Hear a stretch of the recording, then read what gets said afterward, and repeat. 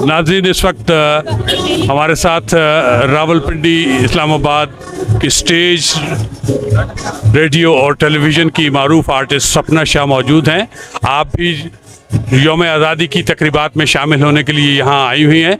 इनसे भी बात करते हैं कि आपने यौम आज़ादी आज कैसे मनाया और अपने देखने वालों को क्या पैगाम देना चाहेंगे।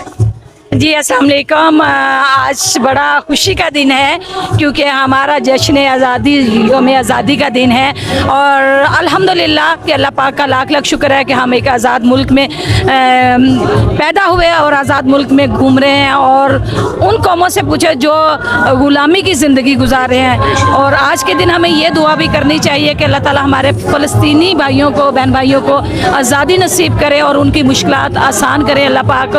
और मैं अपने लोगों को यही मैसेज दूंगी कि अपने मुल्क की कदर करें, अपनी आज़ाद होने की कदर करें और अल्हम्दुलिल्लाह अल्लाह ताला हमारे वतन को हमेशा सलामत रखे और इसी तरह कायम दायम रखे। बहुत शुक्रिया आपका।